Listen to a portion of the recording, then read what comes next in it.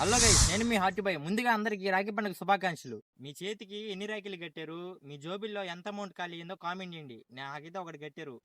Comment లో ఒక అన్న అడిగాడు, గొర్రెలు ఉన్నాయి నీడ కోసం మంచి చెట్టు చెప్పమన్నాడు. ఒకటి నీకోసం రెండు చెప్తా చూడు. ఫస్ట్ ప్లాంట్ గురించి వచ్చేస్తే దాని పేరు ఇంగ్లీష్ లో సింగపూర్ చెర్రీ ప్లాంట్ అంటారు. సైంటిఫిక్ నేమ్ వచ్చేసి మ్యూటింగియా కెలబూరా. ఫ్యామిలీ వచ్చేసి మ్యూటింగేసి. అండ్ దీని హైట్ విషయానికి వచ్చేస్తే దాదాపు 20 నుంచి 40 మీటర్లు ఎత్తి ఎదుగుతుంది. షేడ్ విషయానికి వచ్చేస్తే 15 నుంచి 20 మీటర్లు స్ప్రెడ్ అయిపోతాయి బ్రాంచెస్. అందువల్ల మనకి మంచి షేడ్ వస్తుంది. అండ్ ఇది చాలా ఫాస్ట్ గా గ్రో అవుతుంది. ఇది ఒక అడ్వాంటేజ్ అనమాట మనకి. మామూలుగా దాన్ని షుగర్ ప్లాంట్ అంటారు. అండ్ రెండో ప్లాంట్ విషయానికి వచ్చేస్తే దీని ఇంగ్లీష్ లో ఉమన్ టంగ్ ప్లాంట్ అంటారు. దీని సైంటిఫిక్ నేమ్ అల్బిజియా లెబక్. దీని ఫ్యామిలీ ఫ్యాబేసి. దీని తెలుగులో దిరిసేన లేదా దొరిసేన ప్లాంట్ అంటారు.